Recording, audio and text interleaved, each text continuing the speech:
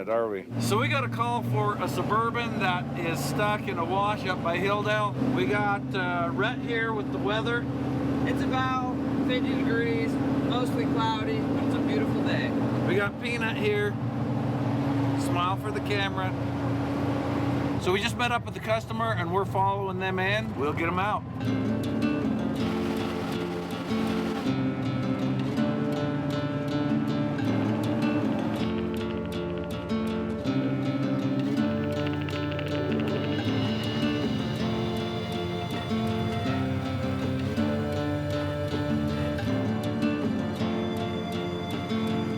There it is, right there.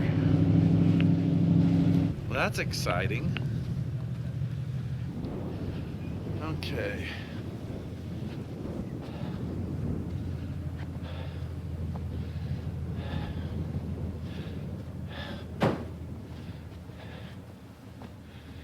Well, it don't look that stuck. Oh, I'm just kidding. It looks, you did pretty good. Looking at this, there's a couple ways we could do this. We could grab the wheel on the back and pick it up and kind of set it down. But there's a chance that the front end would slide over if we did that. If we had a second vehicle here, maybe we'd try it. So in light of that, I think we're gonna just park up here and pull it back up onto the road.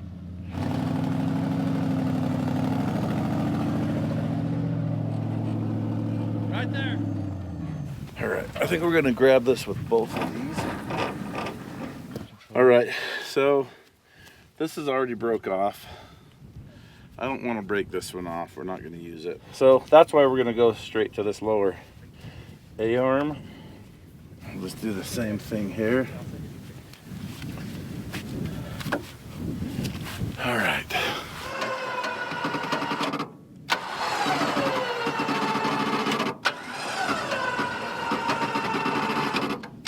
Not moving it, are we?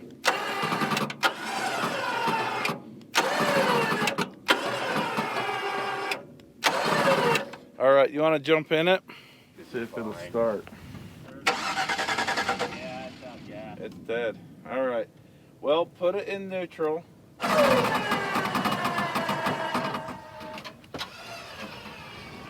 boy. Oh, there we go. That tire is folded. Man, I just don't want to come. Let's see here. That's a lot of weight. We're kind of deadlifting it. Or we could just pivot it right around. Well, now we're straighter too, so pulling it straight back doesn't have as much of a risk of it slipping around. You got a hitch there hooked too. Yeah, we got a hitch to pick up off from. We don't want it to come down and rip anything off the front. We gotta, I guess it's got a steel bumper on it. Yeah. Yeah, let's just do that. Okay. Let's just pull it straight back now. All right, so originally when this was this way, pulling it backwards, I was scared of this falling off here. But now we're straightened out here. We'll just be able to pull it straight back off of here. Hopefully there's still some gas in it. Hopefully. If not, we'll just pull it back.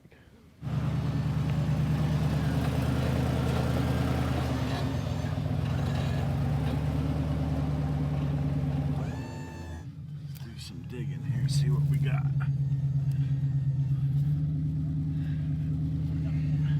Got a nice hitch right here.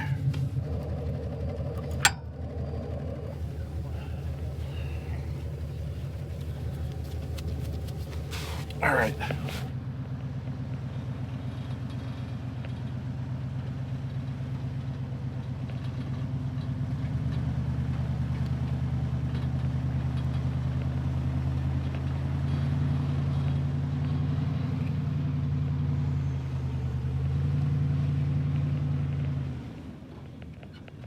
Okay, how you driving it out of here? I'm thinking about trying the hill again. I would. Last night he was trying to climb this hill, didn't make it, went to back down and went off sideways. Today, in the daylight, with the advantage of clear vision, I think he's gonna make it. Come here, Peanut. We gotta stay out of the way.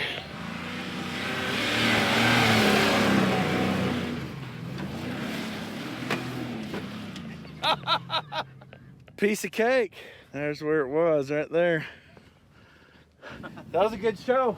There you go. Heck yeah. Thank you. No, I appreciate you. I appreciate you too. We've been getting a lot of questions about how the rear steer works on the wrecker. So today we're going to show you. Both of the steering systems, front and rear, are completely isolated from each other. So the front, as you might well imagine, is very typical. You turn the steering wheel, it turns the wheels. The difference between the vehicles you're probably familiar with is this is full hydraulic steering. This is how you steer with the rear steer, just a little switch. So you just use your thumb right here to toggle this back and forth. Left to right. That's one way, that's the other. There's a couple functions that make this more user-friendly. So we have the steering set so it centers. So as soon as you let off of this switch, it goes back to straight. So it's got a self-centering function. If you push this button in, the self-centering function goes away. So you can just hold it somewhere while you get around an obstacle or something, and then you let it go and it goes back to self-centering. Now this switch right here, if you turn it off, now the self-centering function is disabled. So this will stay wherever you put it. Now, Rhett is gonna flip that switch, and what's gonna happen? Back to self-centering. And that's pretty much it. Once you learn how to run that thing, you can make this truck dance over obstacles, around things, up things. It really changes how capable the wrecker is at rock crawling or mud bogging or anything, any low traction situation or where big obstacles are in the way. The rear steer is one of the most important functions on this truck. If it didn't have rear steer, this truck would just be a large rolling piece of art and not that functional. When he's using the rear steer, it's not really obvious that he's even using the rear steer other than his hand is on the grip. So it's like a lightsaber. It's an elegant weapon. One of the advantages of having the rear steer completely separate is you can transition from crab walking to sharp U-turn like that really fast. If it wasn't that way, you would have to take a second to change modes.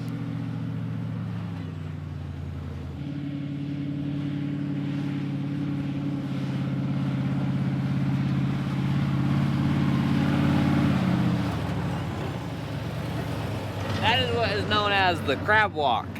All right, so hopefully that helps you understand how the rear steer works and why we made it that way. Rhett, you're gonna have to put this in 4-wheel drive. I recommend turning on that air compressor so you have lockers and drive up this hill. This is a pretty formidable climb out of here. I don't know if the wrecker will do it, actually.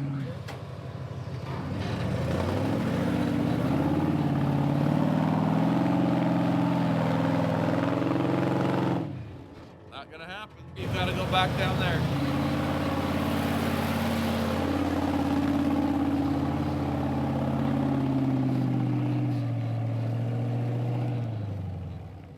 Well, that was a pretty fun little job to do on a Saturday morning. Plus, we got to show you how the rear steer works. It was fun to drive the wrecker. I love using the rear steer. I'd say it's a pretty good day so far. It's probably just gonna get better. So we got a call for a vehicle that is stuck in a snowdrift up in the mountains just above New Harmony. The area is called Bombi Road or something like that. We've got the wrecker today, and the ever lovely Jamie is gonna be our pilot. It's about 70 degrees outside, but we're supposed to hit some snow. But we'll find it, we'll get it out.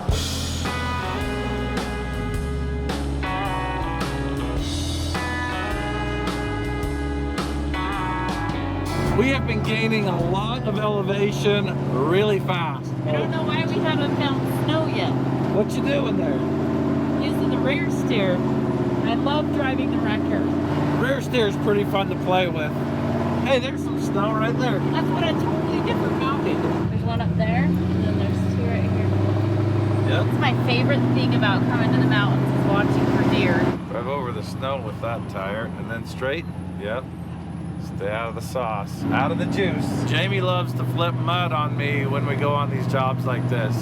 And she's like, oops, did I do that?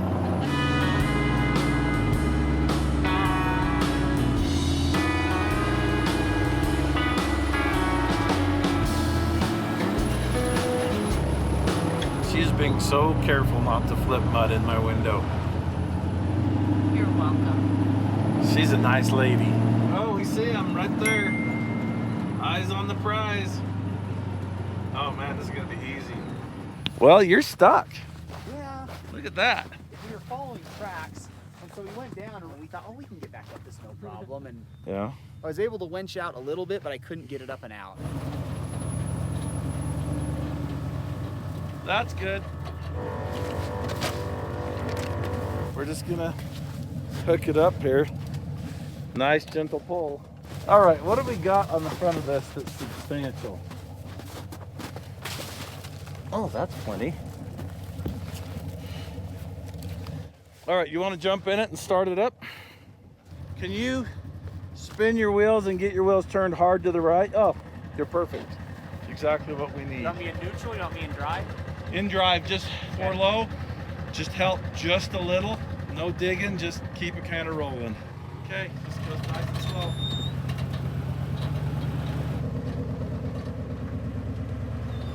Stop. Back up. Can you turn this way? Give it a little bit of gas. Let's see what that looks like. Okay, that's what I want.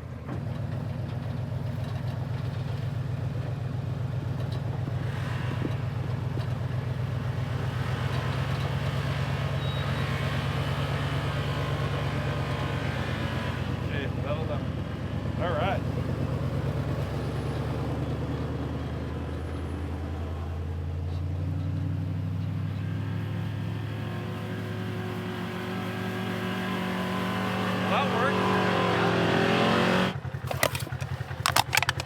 Pick up your trash, people. I'm glad we didn't roll you. Yeah, that was a good thing. This was a little bit like bringing a tank to a knife fight, but it definitely ensured our victory. Did you even push the gas? Not too hard. Oh, thank you. There you go. Thank you very much. There you are. Yeah, you guys are great. Thank you. All right, we got off the mountain in one piece. Jamie got to see a bunch of deer. It's just been a beautiful drive. We're back at the truck. Thanks for bringing me. Oh, you're welcome. Thanks for watching. You water dog. You think you're gonna sit on my lap on the way back, huh, Peanut? This is what happens when Peanut gets wet. She doesn't get to sit on my lap.